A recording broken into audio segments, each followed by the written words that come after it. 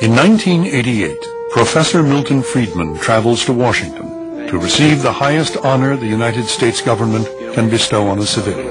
We're all here today to present the Medal of Freedom to 8 remarkable Americans. And a citation from Milton Friedman, teacher, scholar, and theorist. Milton Friedman restored common sense to the world of economics. It is for his celebration of the human spirit as well as the brilliance of his mind that I bestow upon Milton Friedman the Presidential Medal of Freedom.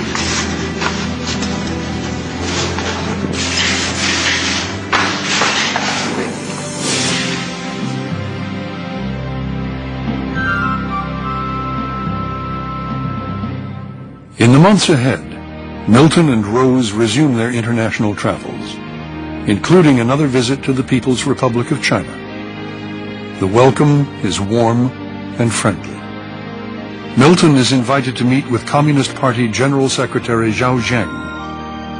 During an unusually long 2-hour discussion, the topic is economic reform and the implementation of free markets in a communist nation.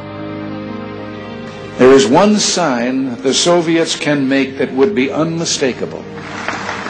Mr. Gorbachev, tear down this wall. Within a year, the Berlin Wall would fall. The Soviet Union would dissolve. And in time, China would become the world's 3rd most active trading nation. Times are changing. Globalization. It's the central reality of our time. Of course, change this profound is both liberating and threatening to people. But there's no turning back. From Eastern Europe, you must understand that without freedom of choice, there is no freedom. To Latin America, the way we've changed people's lives is incredible. Milton Friedman was the one that started it all. And throughout Asia, Milton Friedman's ideas about the power of choice are clearly in the mainstream.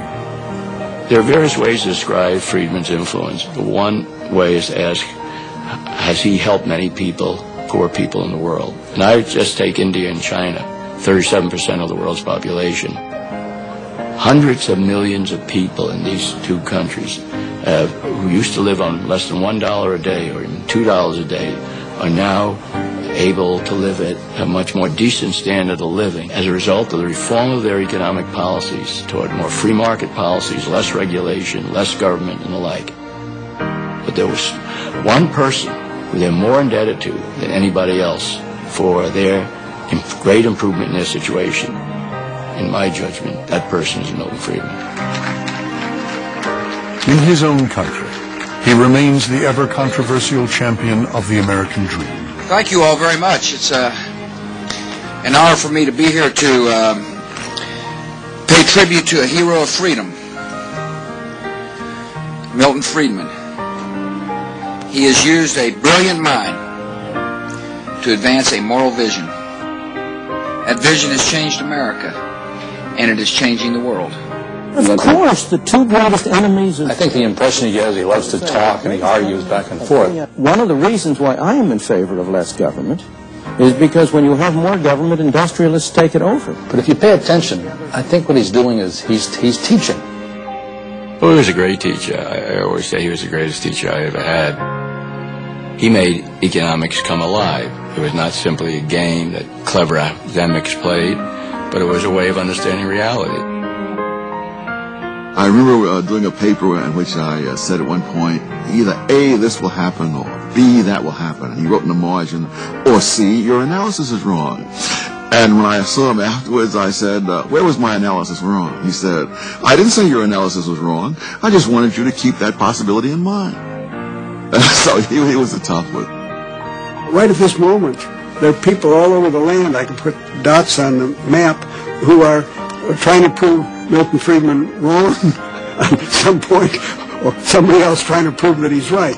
That's what I call influence. The principles of freedom, the principles that are involved in free to choose, are those which are most applicable to advance human civilization.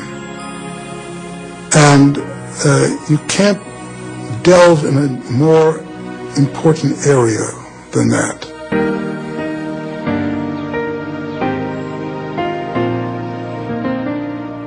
In retirement, Milton and Rose Friedman are still drawn to those places that have been home for over half a century. My grandfather's not going to believe this photo. Thank you. How does he happen to have his degrees with him? So are you a graduate student in economics? Yeah, I'm a GSP student there. I'm doing an MBA. Where are you from? India. India. I think my ideas stuck up very well.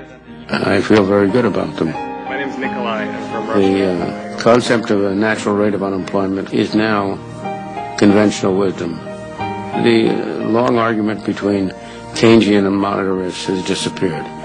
The theory of the consumption function, permanent income, technical terms like that have become common language. They've become part of the vocabulary. So I feel very good about that. We're better off than we were 50 years ago. But we stand on the shoulders of the people who went before.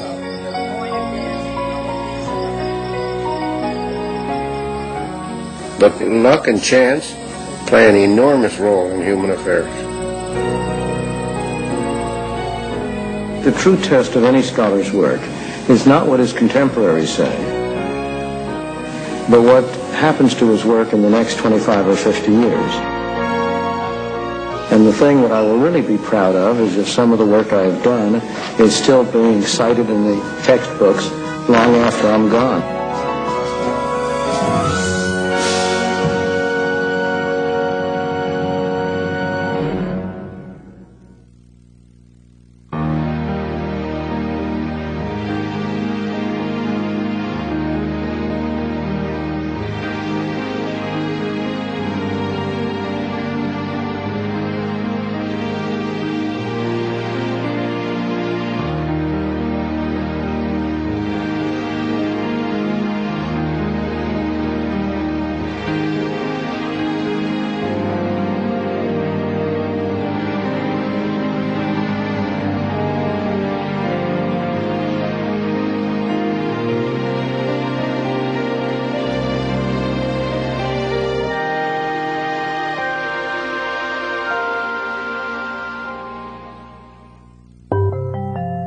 Major funding for this program was provided by John Templeton Foundation, Jean I. and Charles H. Bruni Foundation, Chicago Mercantile Exchange, Susquehanna Foundation, Dorothy D. and Joseph A. Mahler Foundation.